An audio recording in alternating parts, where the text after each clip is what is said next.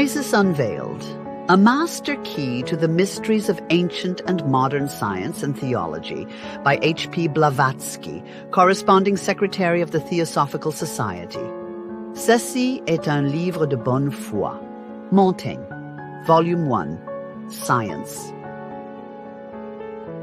The author dedicates these volumes to the Theosophical Society, which was founded at New York, A.D. 1875, to study the subjects on which they treat.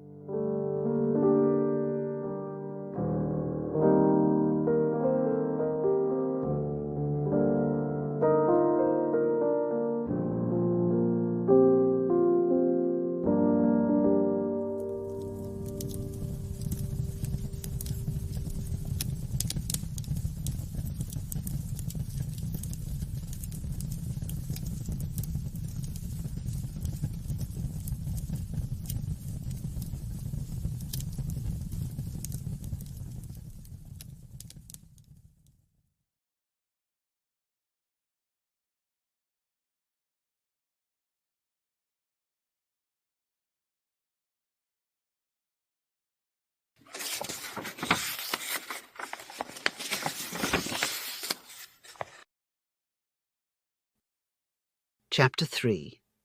Blind Leaders of the Blind.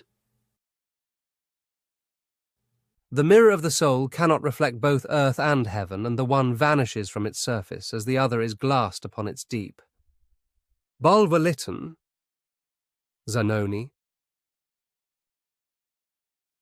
Qui, donc, t'adonne la mission d'annoncer au peuple que la divinité n'existe pas? Quel avantage trouves-tu à persuader à l'homme qu'une force aveugle préside à ses destinées et frappe au hasard le crime et la vertu? Who then gave you the mission to announce to the people that there is no God?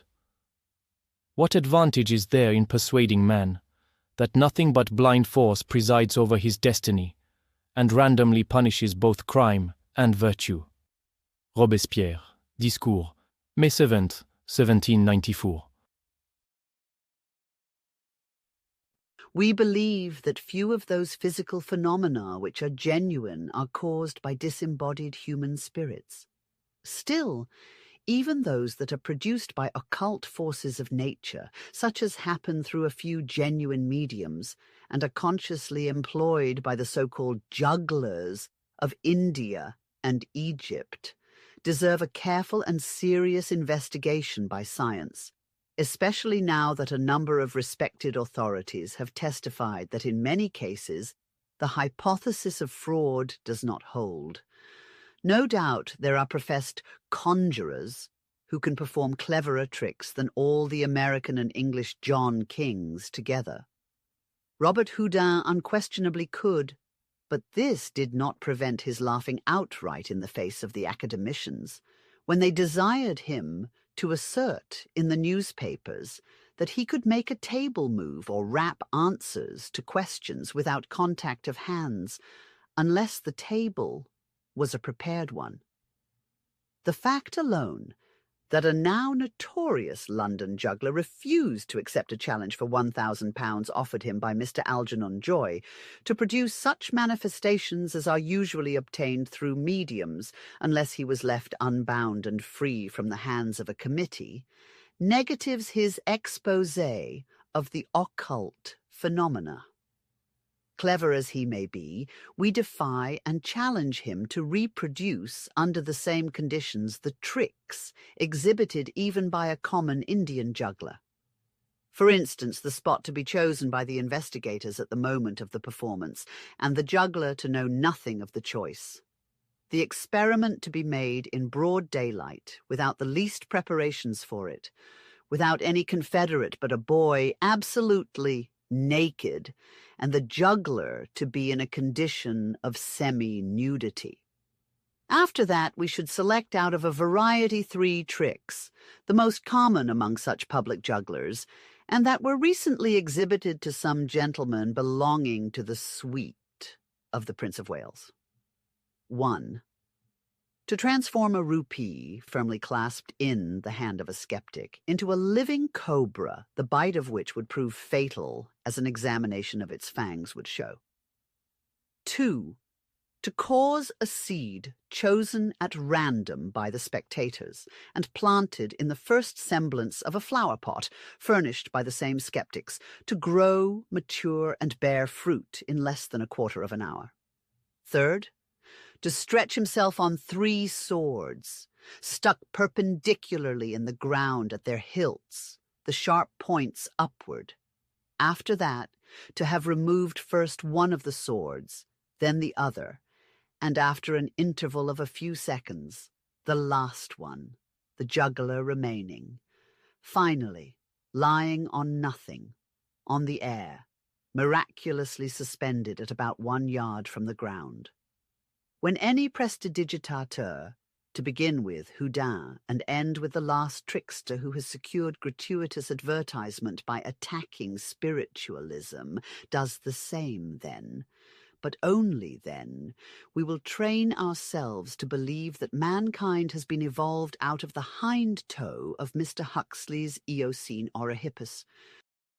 We assert again, in full confidence, that there does not exist a professional wizard, either of the north, south, or west, who can compete with anything approaching success, with these untutored, naked sons of the East.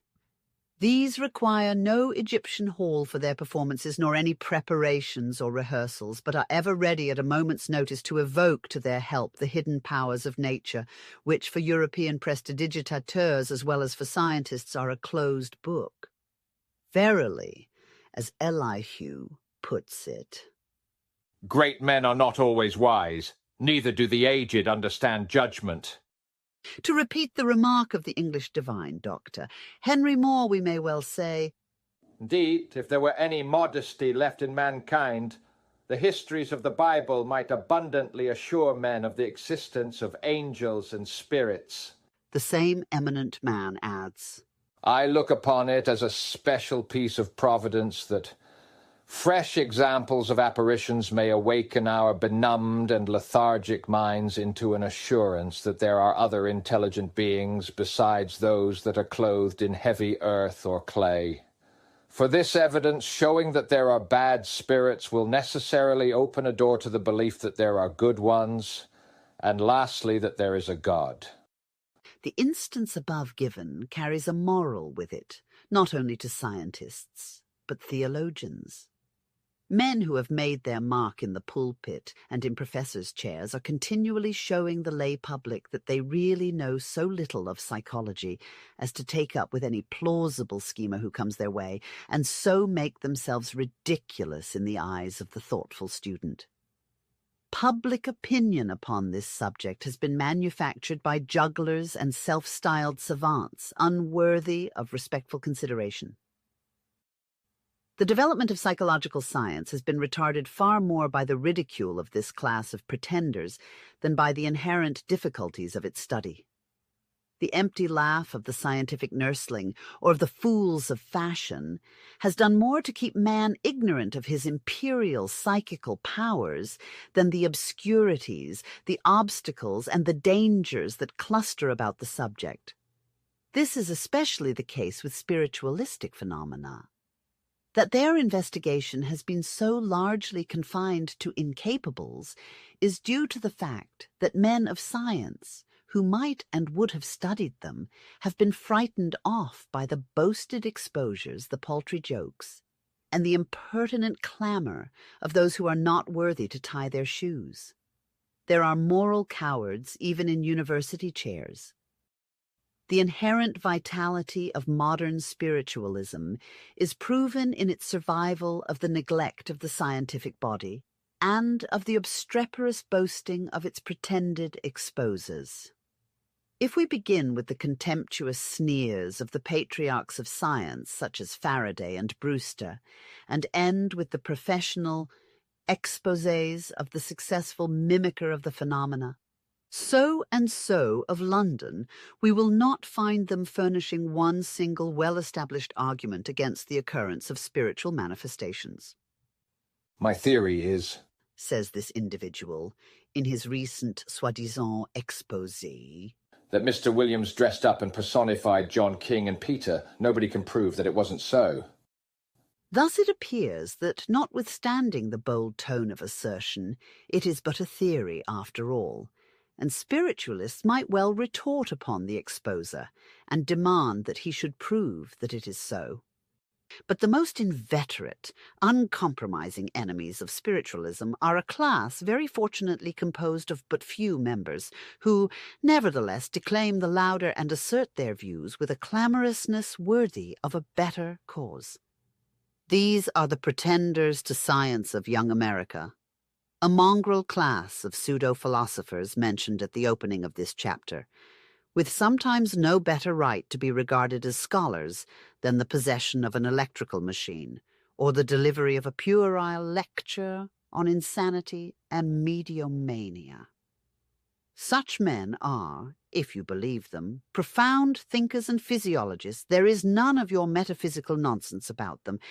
They are positivists, the mental sucklings of Auguste Comte, whose bosoms swell at the thought of plucking deluded humanity from the dark abyss of superstition and rebuilding the cosmos on improved principles. Irascible psychophobists, no more cutting insult can be offered them than to suggest that they may be endowed with immortal spirits. To hear them, one would fancy that there can be no other souls in men and women than scientific or unscientific souls, whatever that kind of soul may be. Some 30 or 40 years ago in France, Auguste Comte, a pupil of the École Polytechnique who had remained for years at that establishment as a répétiteur of transcendent analysis and rationalistic mechanics, awoke one fine morning with the very irrational idea of becoming a prophet. In America, prophets can be met with at every street corner. In Europe, they are as rare as black swans.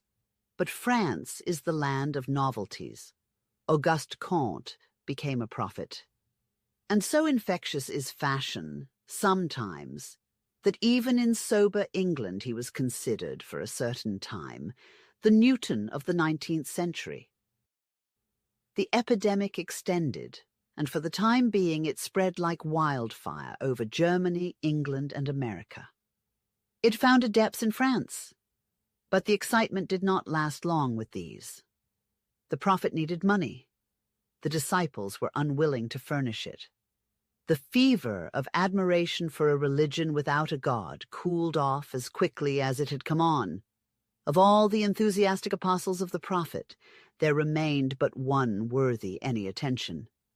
It was the famous philologist Littré, a member of the French Institute and a would-be member of the Imperial Academy of Sciences, but whom the Archbishop of Orleans maliciously prevented from becoming one of the immortals. The philosopher-mathematician, the high priest of the religion of the future, taught his doctrine as do all his brother prophets of our modern days. He deified woman and furnished her with an altar, but the goddess had to pay for its use. The rationalists had laughed at the mental aberration of Fourier. They had laughed at the St. Simonists, and their scorn for spiritualism knew no bounds.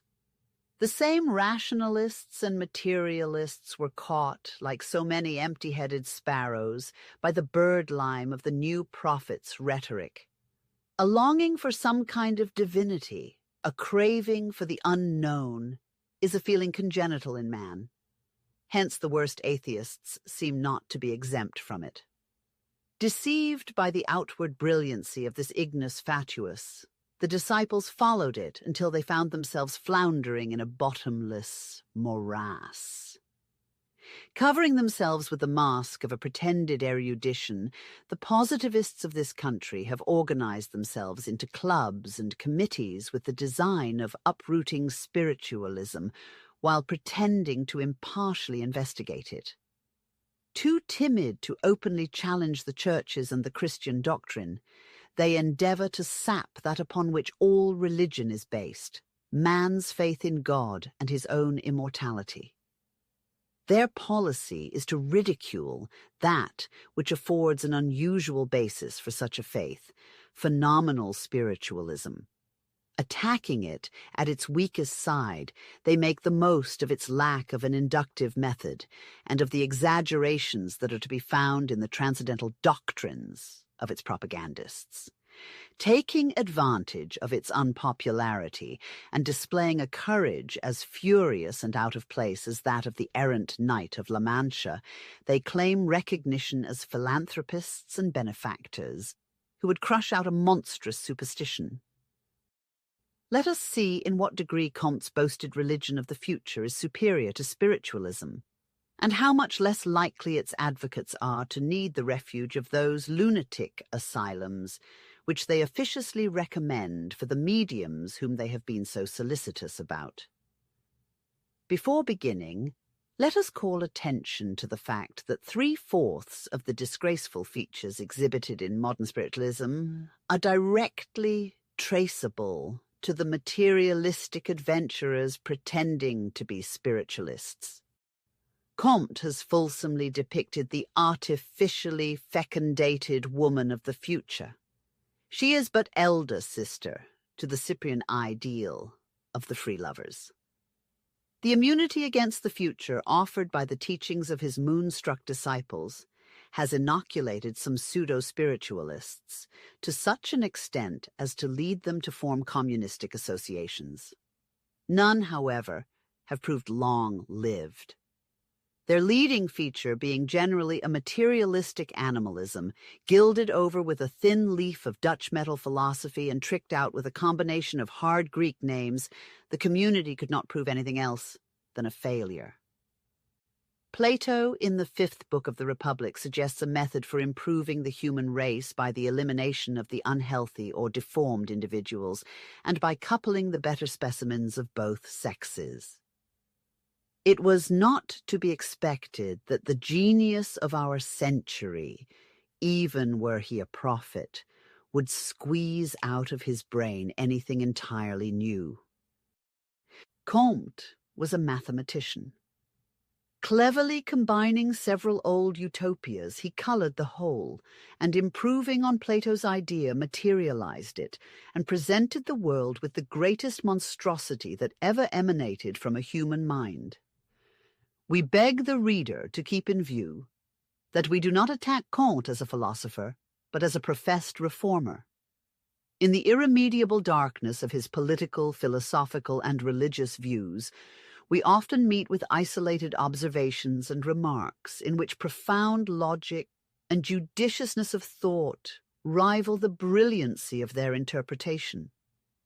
But then these dazzle you like flashes of lightning on a gloomy night, to leave you the next moment more in the dark than ever.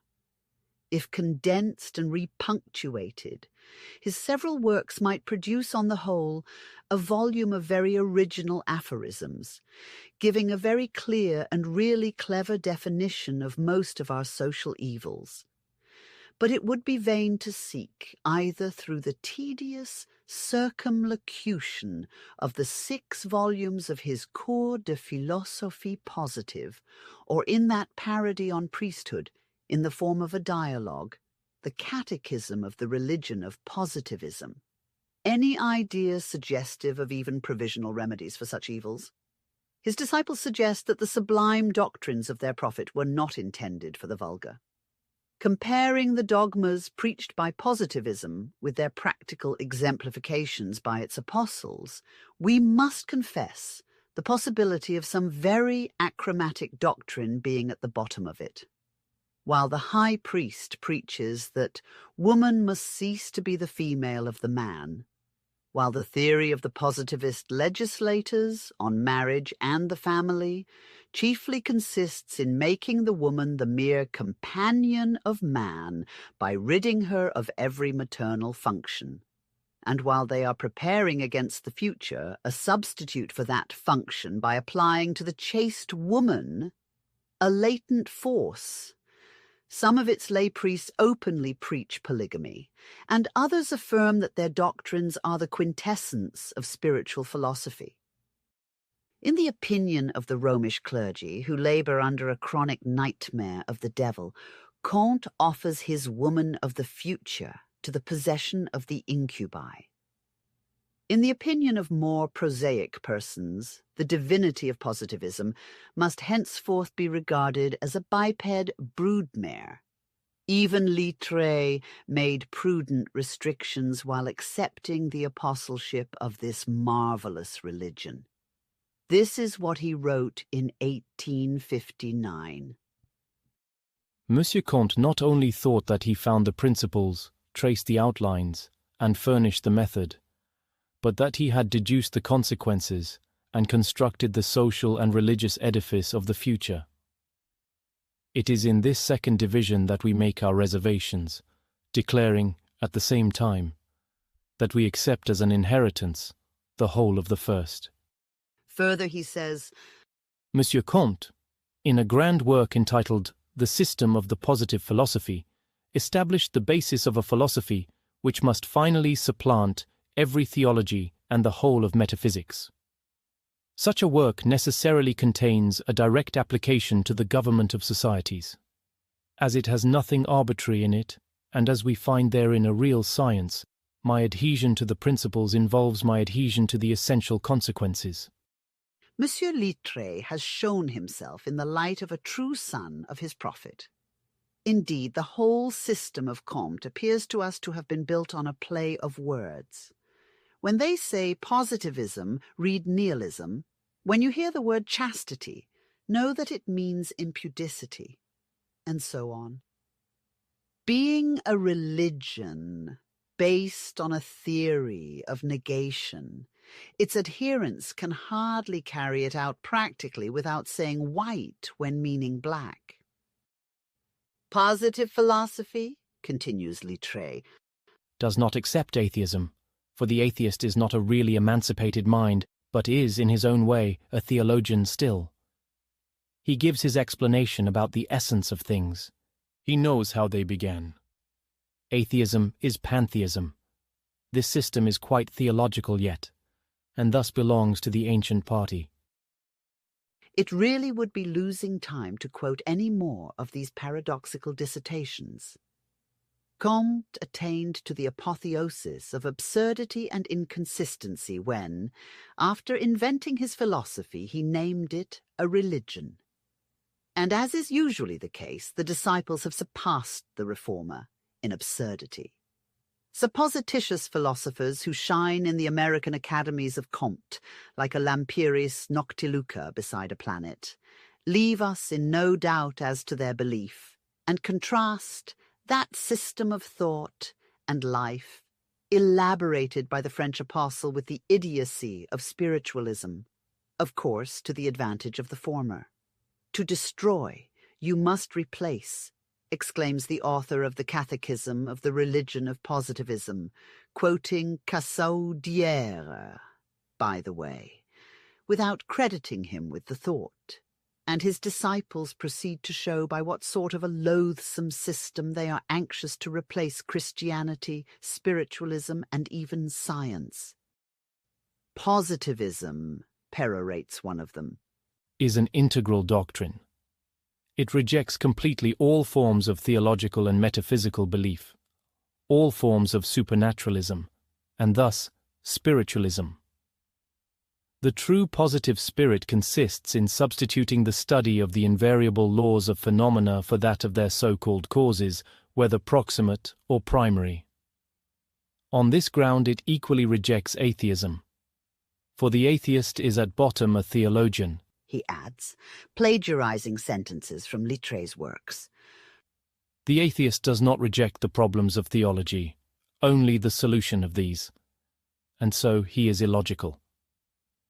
We positivists reject the problem in our turn on the ground that it is utterly inaccessible to the intellect, and we would only waste our strength in a vain search for first and final causes. As you see, positivism gives a complete explanation of the world, of man, his duty and destiny. Very brilliant, this. And now, by way of contrast, we will quote what a really great scientist, Professor Hare, thinks of this system. Comte's positive philosophy, he says, after all, is merely negative. It is admitted by Comte that he knows nothing of the sources and causes of nature's laws, that their origination is so perfectly inscrutable as to make it idle to take up time in any scrutiny for that purpose. Of course, his doctrine makes him avowedly a thorough ignoramus as to the causes of laws or the means by which they are established, and can have no basis but the negative argument above stated in objecting to the facts ascertained in relation to the spiritual creation. Thus, while allowing the atheist his material dominion, spiritualism will erect within and above the same space a dominion of an importance as much greater as eternity is to the average duration of human life, and as the boundless regions of the fixed stars are to the habitable area of this globe. In short, positivism proposes to itself to destroy theology, metaphysics, spiritualism, atheism, materialism, pantheism, and science, and it must finally end in destroying itself.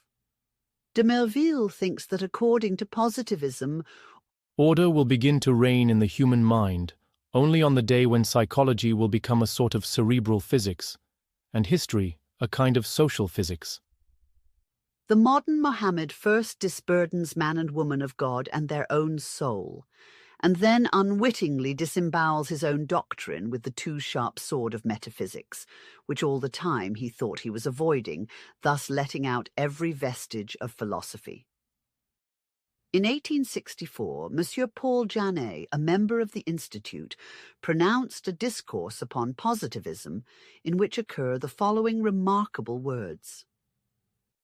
There are some minds which were brought up and fed on exact and positive sciences, but which feel, nevertheless, a sort of instinctive impulse for philosophy. They can satisfy this instinct but with elements that they have already on hand. Ignorant in psychological sciences, having studied only the rudiments of metaphysics, they nevertheless are determined to fight these same metaphysics as well as psychology, of which they know as little as of the other.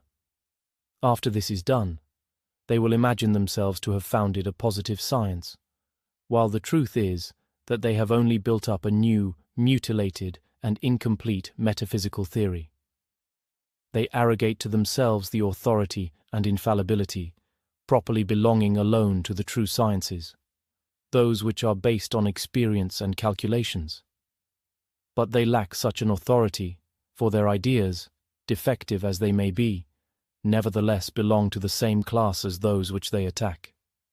Hence the weakness of their situation, the final ruin of their ideas, which are soon scattered to the four winds. The positivists of America have joined hands in their untiring efforts to overthrow spiritualism. To show their impartiality, though, they propound such novel queries as follows. How much rationality is there in the dogmas of the Immaculate Conception, the Trinity and transubstantiation, if submitted to the tests of physiology, mathematics, and chemistry? And they undertake to say that the vagaries of spiritualism do not surpass in absurdity these eminently respectable beliefs? Very well. But there is neither theological absurdity nor spiritualistic delusion that can match in depravity and imbecility that positivist notion of artificial fecundation. Denying to themselves all thought on primal and final causes, they apply their insane theories to the construction of an impossible woman for the worship of future generations. The living, immortal companion of man they would replace with the Indian female fetish of the Obeah, the wooden idol that is stuffed every day with serpent's eggs, to be hatched by the heat of the sun. And now, if we are permitted to ask in the name of common sense, why should Christian mystics be taxed with credulity, or the spiritualists be consigned to bedlam, when a religion embodying such revolting absurdity finds disciples even among academicians? When such insane rhapsodies as the following can be uttered by the mouth of Comte and admired by his followers? My eyes are dazzled. They open each day more and more to the increasing coincidence between the social advent of the feminine mystery and the mental decadence of the Eucharistical sacrament. Already the Virgin has dethroned God in the minds of Southern Catholics. Positivism realizes the utopia of the medieval ages by representing all the members of the great family as the issue of a virgin mother without a husband. And again, after giving the modus operandi, the development of the new process would soon cause to spring up a caste without heredity, better adapted than vulgar procreation to the recruitment of spiritual chiefs, or even temporal ones, whose authority would then rest upon an origin truly superior, which would not shrink from an investigation. To this we might inquire with propriety whether there has ever been found in the vagaries of spiritualism or the mysteries of Christianity anything more preposterous than this ideal coming race. If the tendency of materialism is not grossly belied by the behaviour of some of its advocates, those who publicly preach polygamy, we fancy that whether or not there will ever be a sacerdotal stirp so begotten, we shall see no end of progeny, the offspring of mothers without husbands. How natural that a philosophy which could engender such a caste of didactic incubi should express through the pen of one of its most garrulous essayists the following sentiments. This is a very sad age, full of dead and dying faiths, full of idle prayers sent out in vain search for the departing gods. But oh, it is a glorious age, full of the golden light which streams from the ascending sun of science. What shall we do for those who are shipwrecked in faith, bankrupt in intellect, but who seek comfort in the mirage of spiritualism, the delusions of transcendentalism, or the will-o'-the-wisp of mesmerism? The ignis fatuus, now so favourite an image with many dwarf philosophers, had itself to struggle for recognition. It is not so long since the now familiar phenomenon was stoutly denied by a correspondent of the London Times, whose assertions carried weight, till the work of Dr. Phipson, supported by the testimony of Beccaria, Humboldt, and other naturalists, set the question at rest. The positivists should choose some happier expression and follow the discoveries of science at the same time. As to mesmerism, it has been adopted in many parts of Germany and is publicly used with undeniable success in more than one hospital. Its occult properties have been proved and are believed in by physicians whose eminence, learning, and merited fame the self-complacent lecturer on mediums and insanity cannot well hope to equal. We have to add but a few more words before we drop this unpleasant subject. We have found positivists particularly happy in the delusion that the greatest scientists of Europe were Comtists. How far their claims may be just, as regards other savants, we do not know, but Huxley, whom all Europe considers one of her greatest scientists, most decidedly declines that honour. And Dr. Maudsley of London follows suit. In a lecture delivered by the former gentleman in 1868 in Edinburgh on the physical basis of life, he even appears to be very much shocked at the liberty taken by the Archbishop of York in identifying him with Comte's philosophy. So far as I am concerned, says Mr. Huxley, the most reverend prelate might dialectically hew Mr. Comte in pieces as a modern agag, and I would not attempt to stay his hand. In so far as my study of what specially characterizes the positive philosophy has led me, I find therein little or nothing of any scientific value, and a great deal which is as thoroughly antagonistic to the very essence of science as anything in ultramontane Catholicism. In fact, Comte's philosophy and practice might be compendiously described as Catholicism minus Christianity. Further, Huxley even becomes wrathful and falls to accusing Scotchmen of ingratitude for having allowed the bishop to mistake Comte for the founder of a philosophy which belonged by right to Hume. "It was enough," exclaims the professor, to make David Hume turn in his grave, that here, almost within earshot of his house, an interested audience should have listened, without a murmur, whilst his most characteristic doctrines were attributed to a French writer of 50 years later date, in whose dreary and verbose pages we miss alike the vigour of thought and the clearness of his style. Poor Comte. It appears that the highest representatives of his philosophy are now reduced, at least in this country, to one physicist, one physician who has made a specialty of nervous diseases, and one lawyer. A very witty critic nicknamed this desperate trio an anomalistic triad, which amid its arduous labours finds no time to acquaint itself with the principles and laws of their language. To close the question, the positivists neglect no means to overthrow spiritualism in favour of their religion. Their high priests are made to blow their trumpets untiringly. And though the walls of no modern Jericho are ever likely to tumble down in dust before their blast, still they neglect no means to attain the desired object.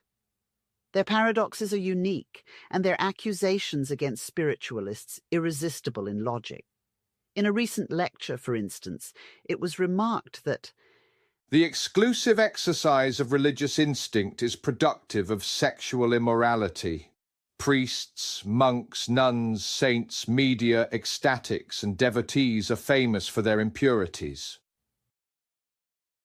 We are happy to remark that while positivism loudly proclaims itself a religion, spiritualism has never pretended to be anything more than a science, a growing philosophy, or rather a research in hidden and as yet unexplained forces in nature.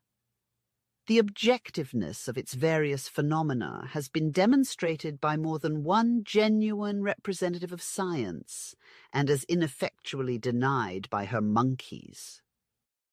Finally, it may be remarked of our positivists who deal so unceremoniously with every psychological phenomenon that they are like Samuel Butler's rhetorician, who could not ope his mouth, but out there flew a trope.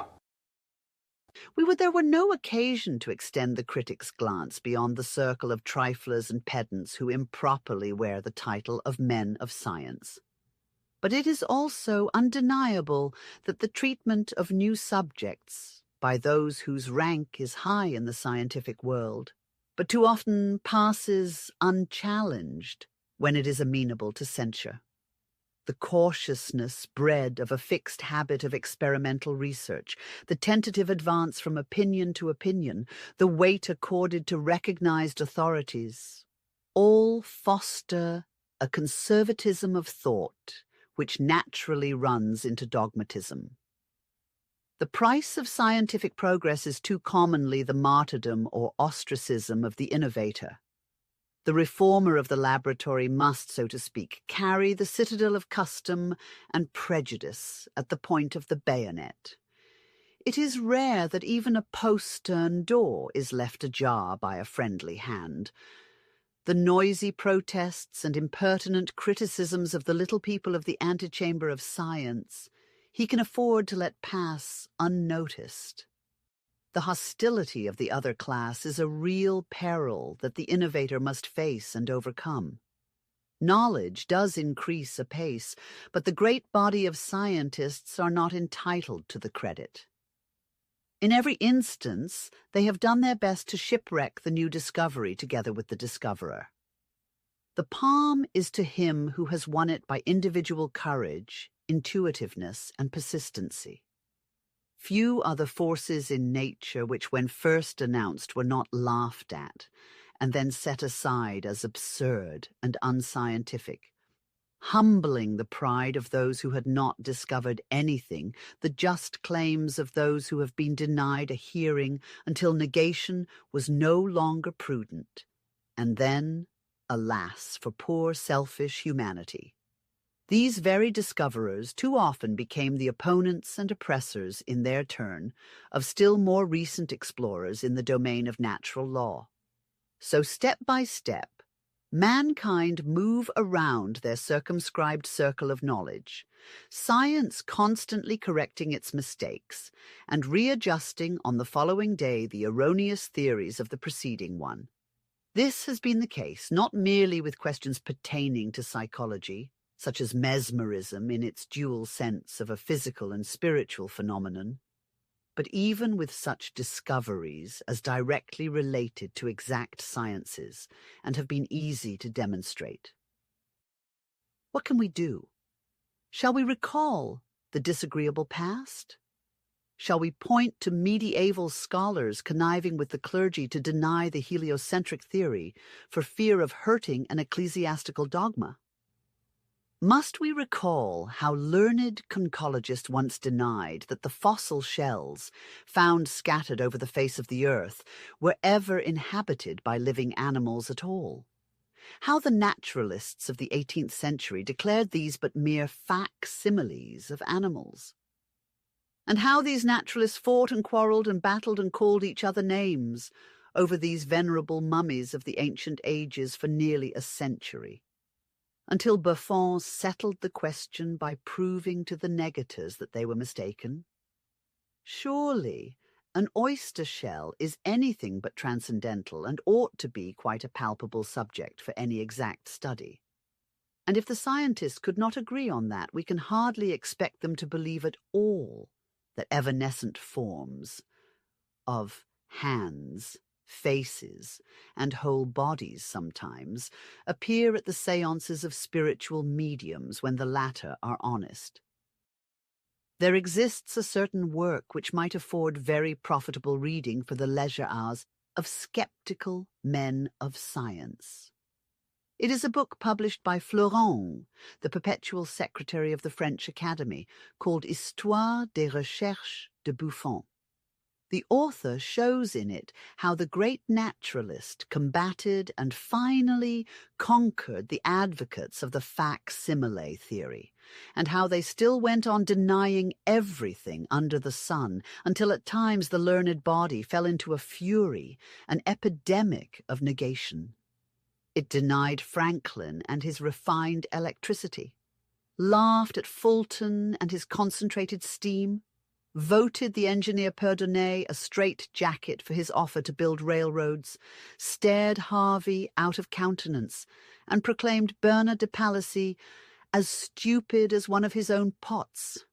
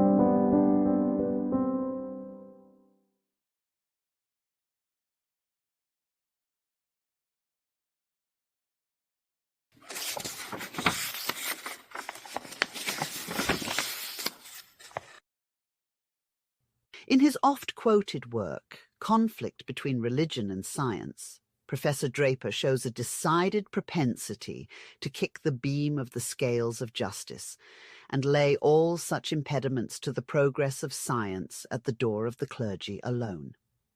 With all respect and admiration due to this eloquent writer and scientist, we must protest and give everyone his just due. Many of the above enumerated discoveries are mentioned by the author of The Conflict. In every case, he denounces the bitter resistance on the part of the clergy, and keep silent on the like opposition invariably experienced by every new discoverer at the hands of science. His claim on behalf of science that knowledge is power is undoubtedly just. But abuse of power, whether it proceeds from excess of wisdom or ignorance, is alike obnoxious in its effects. Besides, the clergy are silenced now. Their protests would at this day be scarcely noticed in the world of science. But while theology is kept in the background, the scientists have seized the scepter of despotism with both hands, and they use it like the cherubim and flaming sword of Eden to keep the people away from the tree of immortal life, and within this world of perishable matter.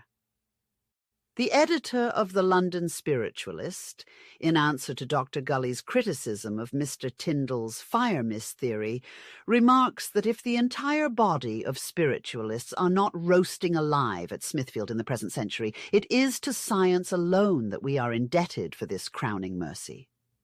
Well, let us admit that the scientists are indirectly public benefactors in this case, to the extent that the burning of erudite scholars is no longer fashionable.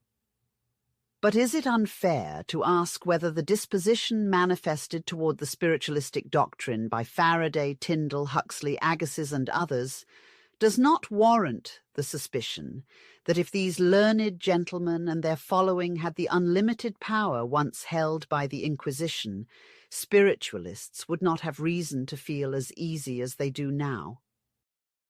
Even supposing that they should not roast believers in the existence of a spirit world, it being unlawful to cremate people alive, would they not send every spiritualist they could to Bedlam? Do they not call us incurable monomaniacs, hallucinated fools, fetish worshippers, and like characteristic names? Really, we cannot see what should have stimulated to such extent the gratitude of the editor of the London Spiritualist for the benevolent tutelage of the men of science. We believe that the recent Lancaster-Donkin-Slade prosecution in London ought at last to open the eyes of hopeful spiritualists and show them that stubborn materialism is often more stupidly bigoted than religious fanaticism itself. One of the cleverest productions of Professor Tyndall's pen is his caustic essay upon scientific materialism. At the same time, it is one which in future years the author will doubtless be only too ready to trim of certain unpardonable grossnesses of expression. For the moment, however, we will not deal with these, but consider what he has to say of the phenomenon of consciousness. He quotes this question from Mr. Martineau. A man can say, I feel, I think, I love, but how does consciousness infuse itself into the problem? And thus answers. The passage from the physics of the brain to the corresponding facts of consciousness is unthinkable.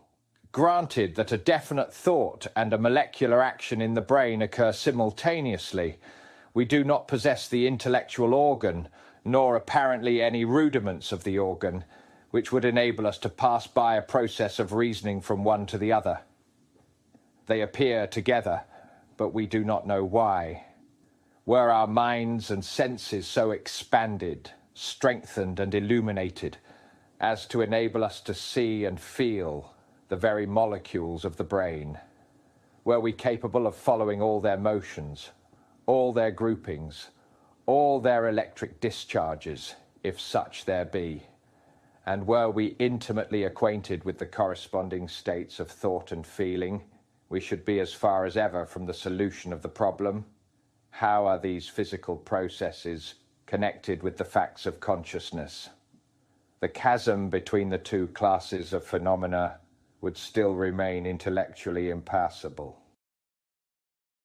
This chasm, as impassable to Professor Tyndall as the fire mist where the scientist is confronted with his unknowable cause, is a barrier only to men without spiritual intuitions. Professor Buchanan's Outlines of Lectures on the Neurological System of Anthropology, a work written so far back as 1854, contains suggestions that, if the sciolists would only heed them, would show how a bridge can be thrown across this dreadful abyss.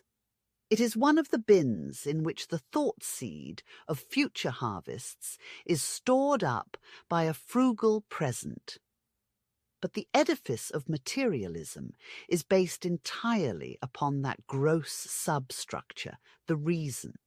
When they have stretched its capabilities to their utmost limits, its teachers can at best only disclose to us an universe of molecules animated by an occult impulse. What better diagnosis of the ailment of our scientists could be asked than can be derived from Professor Tyndall's analysis of the mental state of the ultramontane clergy by a very slight change of names? For spiritual guides, read scientists. For prescientific past, substitute materialistic present, say spirit for science. And in the following paragraph, we have a life portrait of the modern man of science drawn by the hand of a master. Their spiritual guides live so exclusively in the prescientific past that even the really strong intellects among them are reduced to atrophy as regards scientific truth. Eyes they have and see not, ears they have and hear not, for both eyes and ears are taken possession of by the sights and sounds of another age. In relation to science, the ultramontane brain, through lack of exercise, is virtually the undeveloped brain of the child, and thus it is that, as children in scientific knowledge, but as potent wielders of spiritual power among the ignorant, they countenance and enforce practices sufficient to bring the blush of shame to the cheeks of the more intelligent among themselves. The occultist holds this mirror up to science, that it may see how it looks itself. Since history recorded the first laws established by man, there never was yet a people whose code did not hang the issues of the life and death of its citizens upon the testimony of 2 or 3 credible witnesses. At the mouth of 2 witnesses, or 3 witnesses, shall he that is worthy of death be put to death, says Moses, the first legislator we meet in ancient history. The laws which put to death a man on the deposition of 1 witness are fatal to freedom, says Montesquieu. Reason claims there should be 2 witnesses. Thus the value of evidence has been tacitly agreed upon and accepted in every country. But the scientist will not accept the evidence of the million against one. In vain do hundreds of thousands of men testify to facts. Oculos habent et non vidant. They are determined to remain blind and deaf. 30 years of practical demonstrations and the testimony of some millions of believers in America and Europe are certainly entitled to some degree of respect and attention. Especially so when the verdict of 12 spiritualists, influenced by the evidence testified to by any 2 others, is competent to send even a scientist to swing on the gallows for a crime, perhaps committed under the impulse supplied by a commotion among the cerebral molecules, unrestrained by a consciousness of future moral retribution. Towards science as a whole, as a divine goal, the whole civilized world ought to look with respect and veneration. For science alone can enable man to understand the deity by the true appreciation of his works. Science is the understanding of truth or facts, says Webster. It is an investigation of truth for its own sake and a pursuit of pure knowledge. If the definition be correct, then the majority of our modern scholars have proved false to their goddess. Truth for its own sake. And where should the keys to every truth in nature be searched for unless in the hitherto unexplored mystery of psychology?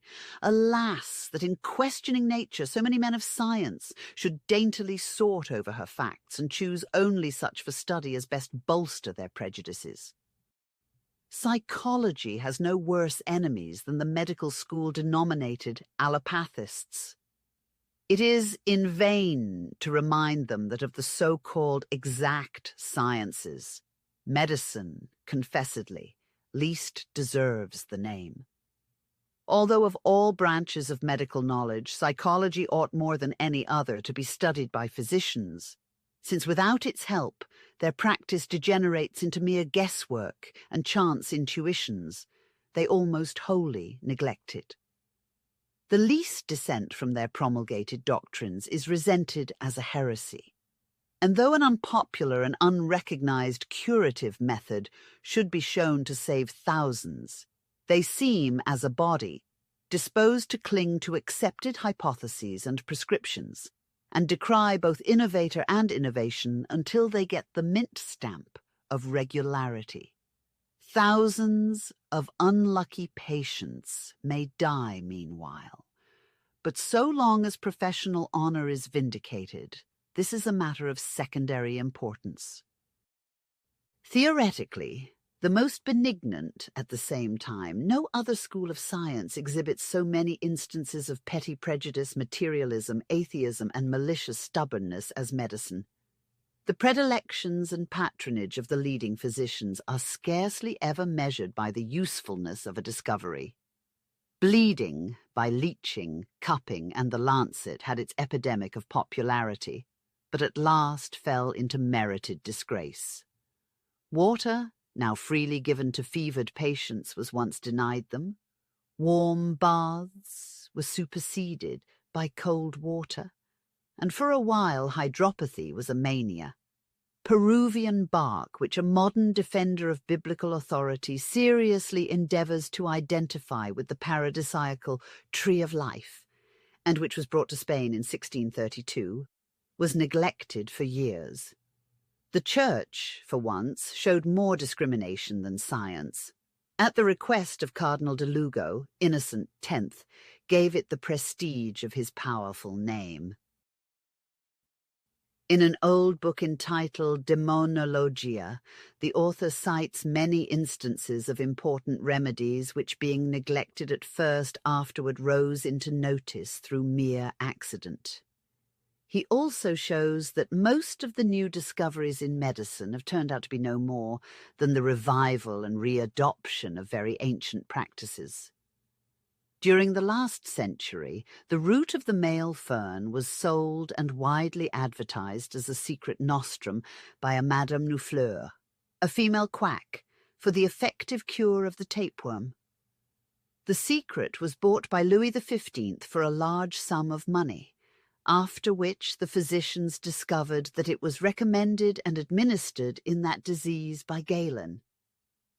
The famous powder of the Duke of Portland for the gout was the Diacentorion of Caelius Aurelianus.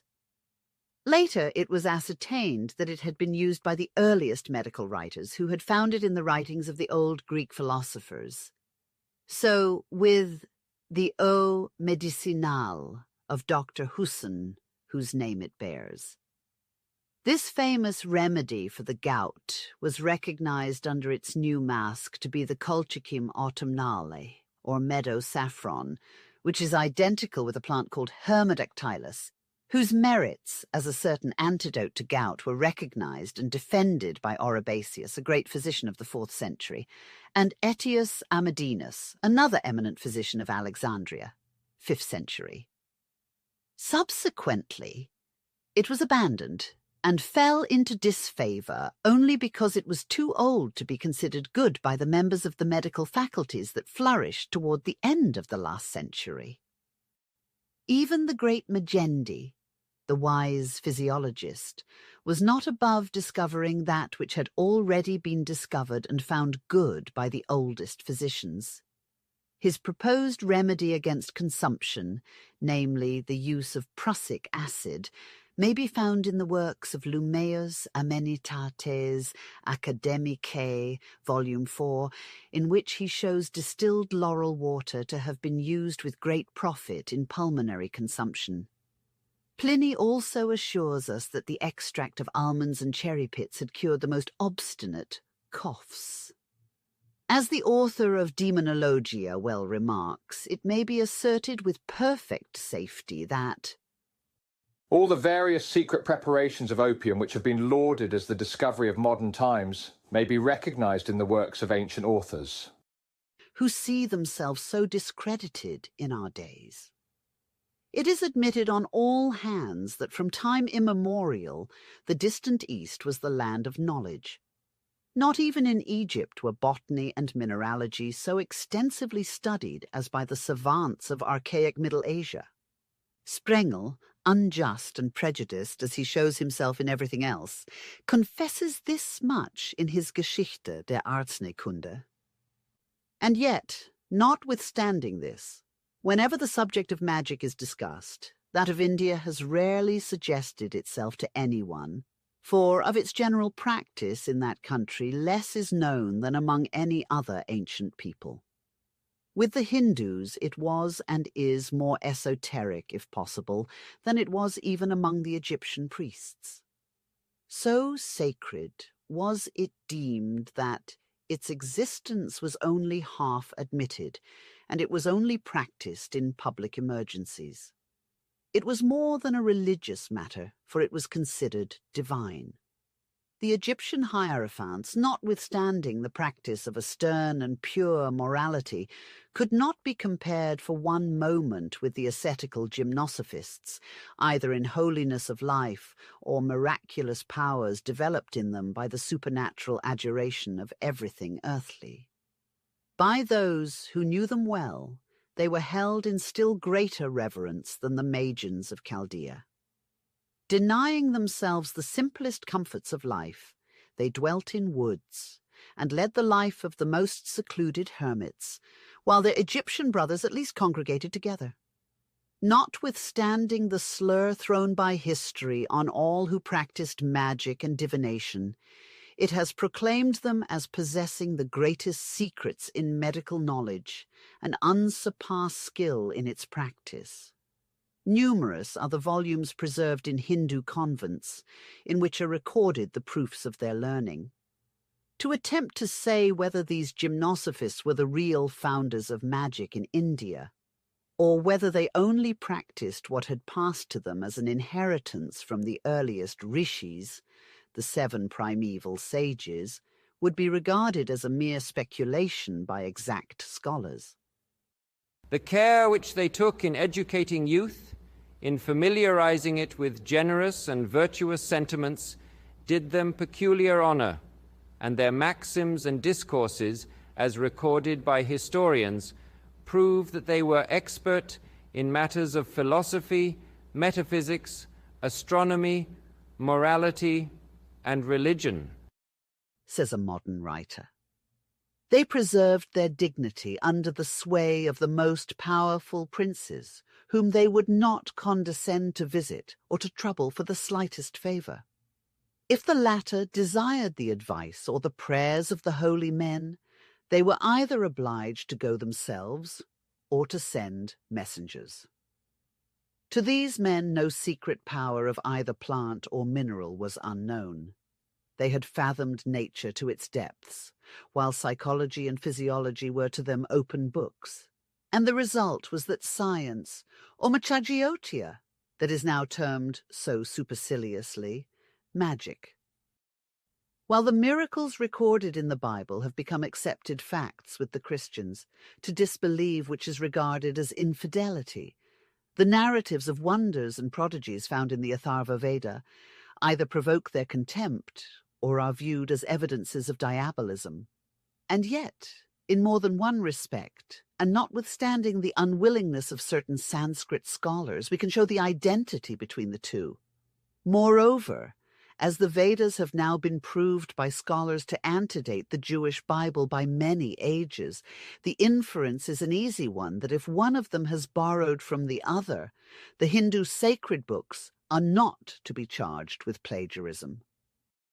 First of all, their cosmogony shows how erroneous has been the opinion prevalent among the civilized nations that Brahma was ever considered by the Hindus their chief or supreme god.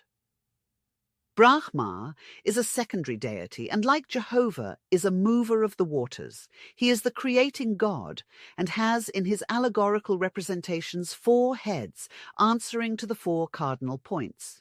He is the demiurgos, the architect of the world. In the primordiate state of the creation, says Pollier's Mythologie des Hindus, the rudimental universe, submerged in water, reposed in the bosom of the Eternal. Sprang from this chaos and darkness, Brahma, the architect of the world, poised on a lotus leaf floated, moved, upon the waters, unable to discern anything but water and darkness. This is as identical as possible with the Egyptian cosmogony, which shows in its opening sentences Athtor, or Mother Night, which represents illimitable darkness, as the primeval element which covered the infinite abyss, animated by water and the universal spirit of the eternal dwelling alone in chaos. As in the Jewish scriptures, the history of the creation opens with the Spirit of God and his creative emanation, another deity. Perceiving such a dismal state of things, Brahma soliloquizes in consternation. "Who am I? Whence came I?" Then he hears a voice. "Direct your prayer to Bhagavant, the Eternal known also as Parabrahma."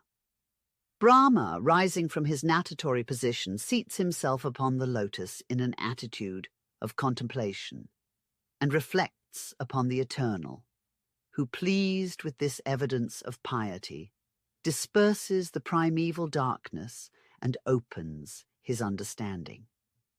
After this, Brahma issues from the universal egg, infinite chaos, as light, for his understanding is now opened, and he sets himself to work. He moves on the eternal waters with the Spirit of God within himself. In his capacity of mover of the waters, he is Narayana. The lotus, the sacred flower of the Egyptians as well as the Hindus, is the symbol of Horus, as it is that of Brahma. No temples in Tibet or Nepal are found without it, and the meaning of this symbol is extremely suggestive. The sprig of lilies placed in the hand of the archangel, who offers them to the Virgin Mary in the pictures of the Annunciation, have in their esoteric symbolism precisely the same meaning. We refer the reader to Sir William Jones. With the Hindus, the lotus is the emblem of the productive power of nature through the agency of fire and water, spirit and matter. Eternal, says a verse in the Bhagavad Gita. I see Brahma, the creator, enthroned in the above the lotus. And Sir W. Jones shows that the seeds of the lotus contain, even before they germinate, perfectly formed leaves, the miniature shapes of what one day as perfected plants they will become, or, as the author of The Heathen Religion has it, nature thus giving us a specimen of pre-formation of its productions. adding further that the seed of all phonogamous plants bearing proper flowers contain an embryo plantlet ready formed. with the Buddhists it has the same signification. Mahamaya, or Mahadeva, the mother of Gautama Buddha, had the birth of her son announced to her by Bodhisat, the spirit of Buddha, who appeared beside her couch with a lotus in his hand. Thus also, Osiris and Horus are represented by the Egyptians constantly in association with the lotus flower. These facts all go to show the identical parentage of this idea in the three religious systems, Hindu, Egyptian, and Judaico-Christian. Wherever the mystic water lily, lotus, is employed, it signifies the emanation of the objective from the concealed or subjective, the eternal thought of the ever-invisible deity passing from the abstract into the concrete or visible form.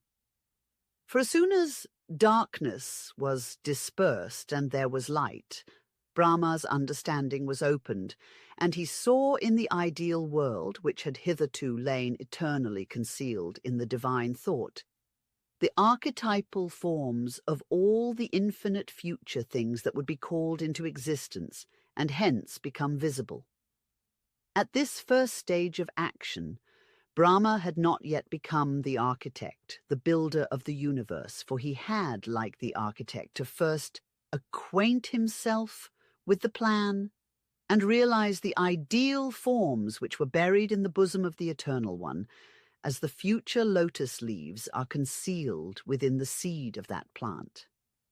And it is in this idea that we must look for the origin and explanation of the verse in the Jewish cosmogony, which reads, "And God said, Let the earth bring forth the fruit tree yielding fruit after his kind, whose seed is in itself." In all the primitive religions, the Son of the Father is the creative God, i.e., his thought made visible.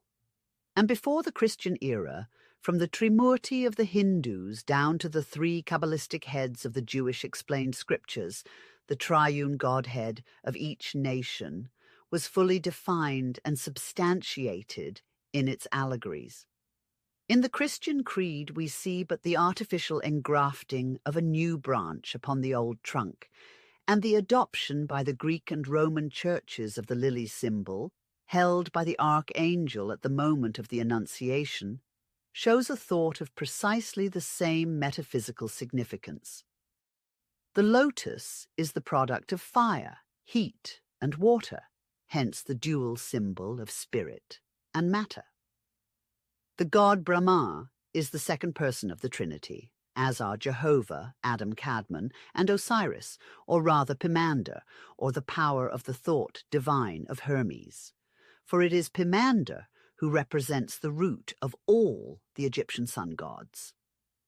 The eternal is the spirit of fire, which stirs up and fructifies and develops into a concrete form everything that is born of water or the primordial earth, evolved out of Brahma. But the universe is itself Brahma, and he is the universe. This is the philosophy of Spinoza, which he derived from that of Pythagoras, and it is the same for which Bruno died a martyr. How much Christian theology has gone astray from its point of departure is demonstrated in this historical fact. Bruno was slaughtered for the exegesis of a symbol that was adopted by the earliest Christians and expounded by the apostles.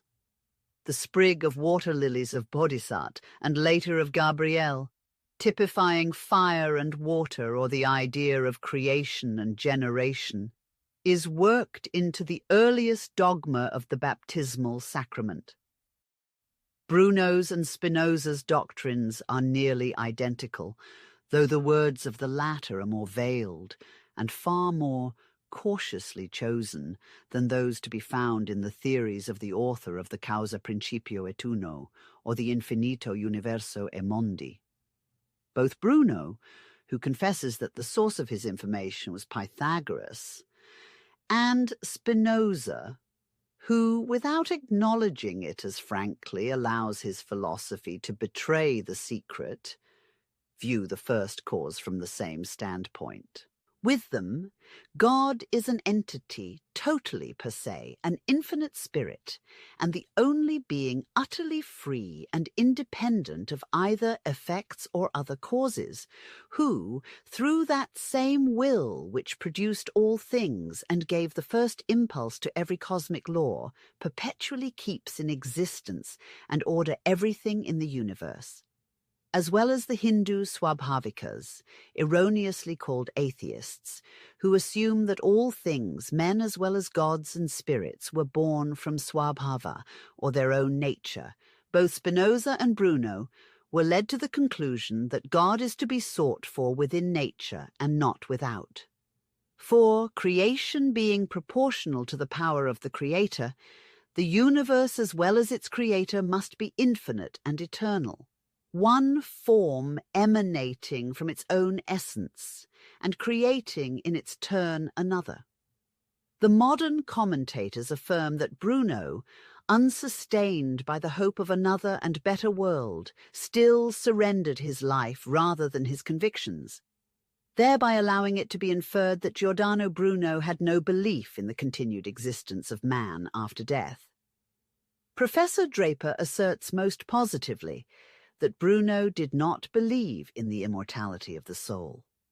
Speaking of the countless victims of the religious intolerance of the Popish Church, he remarks, "The passage from this life to the next, though through a hard trial, was the passage from a transient trouble to eternal happiness. On his way through the dark valley, the martyr believed that there was an invisible hand that would lead him. For Bruno, there was no such support. The philosophical opinions for the sake of which he surrendered his life could give him no consolation. But Professor Draper seems to have a very superficial knowledge of the true belief of the philosophers.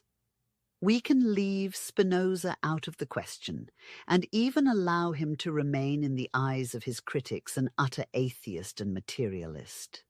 For the cautious reserve which he placed upon himself in his writings makes it extremely difficult for one who does not read him between the lines and is not thoroughly acquainted with the hidden meaning of the Pythagorean metaphysics to ascertain what his real sentiments were. But as for Giordano Bruno, if he adhered to the doctrines of Pythagoras, he must have believed in another life. Hence, he could not have been an atheist whose philosophy offered him no such consolation. His accusation and subsequent confession, as given by Professor Domenico Berti in his Life of Bruno and compiled from original documents recently published, prove beyond doubt what were his real philosophy, creed, and doctrines. In common with the Alexandrian Platonists and the later Kabbalists, he held that Jesus was a magician in the sense given to this appellation by Porphyry and Cicero, who call it the divina sapientia, divine knowledge, and by Philo-Judaeus, who described the Magi as the most wonderful inquirers into the hidden mysteries of nature, not in the degrading sense given to the word magic in our century. In his noble conception, the Magi were holy men who, setting themselves apart from everything else on this earth, contemplated the divine virtues and understood the divine nature of the gods and spirits the more clearly, and so initiated others into the same mysteries which consist in one holding an uninterrupted intercourse with these invisible beings during life. But we will show Bruno's inmost philosophical convictions better by quoting fragments from the accusation and his own confession. The charges in the denunciation of Mocenigo, his accuser, are expressed in the following terms.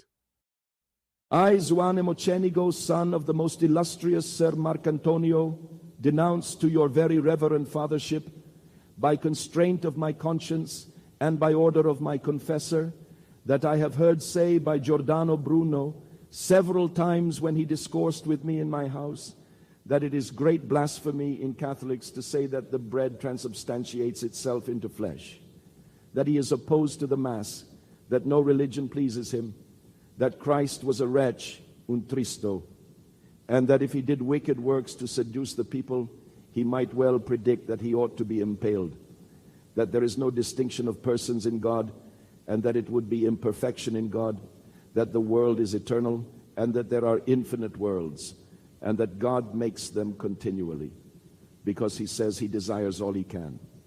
That Christ did apparent miracles and was a magician, and so were the apostles, and that he had a mind to do as much and more than they did.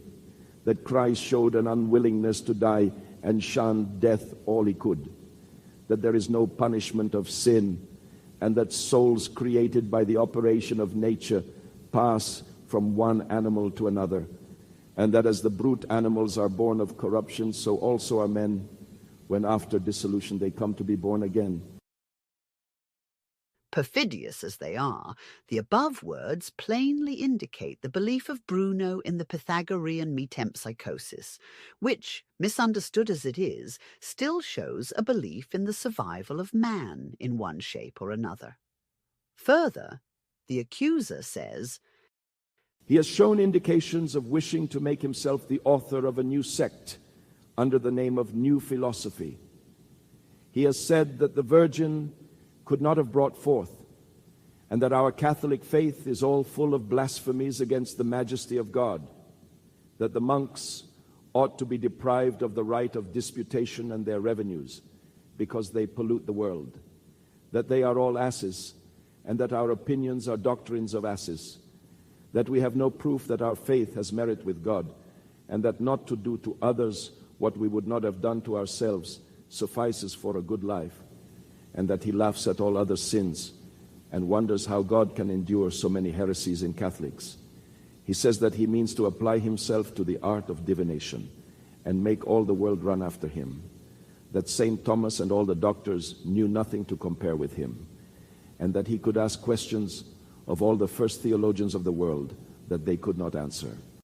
To this, the accused philosopher answered by the following profession of faith, which is that of every disciple of the ancient masters.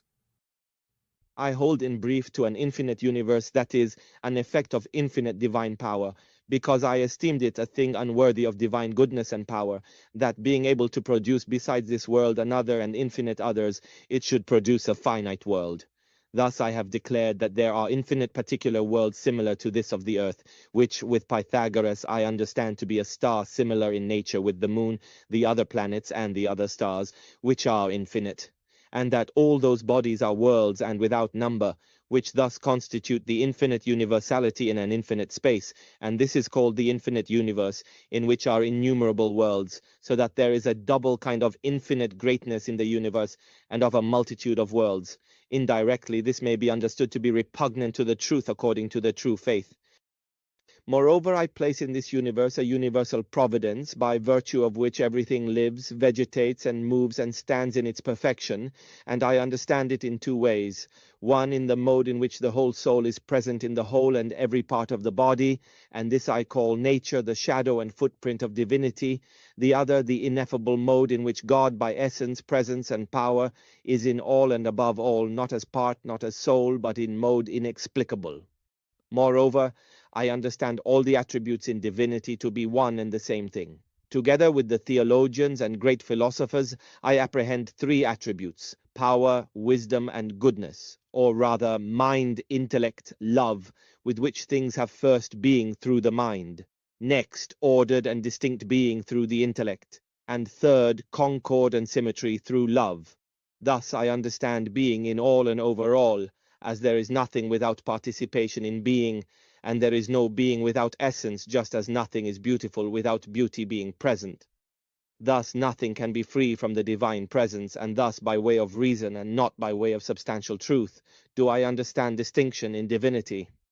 Assuming then the world caused and produced, I understand that, according to all its being, it is dependent upon the first cause, so that it did not reject the name of creation, which I understand that Aristotle also has expressed, saying, God is that upon whom the world and all nature depends, so that according to the explanation of St. Thomas, whether it be eternal or in time, it is according to all its being dependent on the first cause, and nothing in it is independent. Next, in regard to what belongs to the true faith, not speaking philosophically, to come to individuality about the divine persons, the wisdom and the son of the mind, called by philosophers intellect, and by theologians the word which ought to be believed to have taken on human flesh. But I, abiding in the phrases of philosophy, have not understood it, but have doubted and held it with inconstant faith. Not that I remember to have shown marks of it in writing, nor in speech, except indirectly from other things. Something of it may be gathered as by way of ingenuity and profession in regard to what may be proved by reason and concluded from natural light. Thus, in regard to the Holy Spirit in a third person, I have not been able to comprehend as ought to be believed, but, according to the Pythagorean manner, in conformity to the manner shown by Solomon, I have understood it as the soul of the universe, or adjoined to the universe according to the saying of the wisdom of Solomon. The Spirit of God filled all the earth, and that which contains all things, all which conforms equally to the Pythagorean doctrine explained by Virgil in the text of the Aeneid. Principio caelum ac terras camposque licentes, lucentem que globum lune, titaniaque astra spiritus intus alit totamque infusa per artus mens agitat molem, and the lines following, from this spirit then, which is called the life of the universe, I understand in my philosophy, proceeds life and soul to everything which has life and soul, which moreover I understand to be immortal, as also to bodies, which as to their substance are all immortal, there being no other death and division and congregation, which doctrine seems expressed in Ecclesiastes, where it is said that there is nothing new under the sun, that which is that which was. Furthermore, Bruno confesses his inability to comprehend the doctrine of three persons in the Godhead and his doubts of the incarnation of God in Jesus, but firmly pronounces his belief in the miracles of Christ.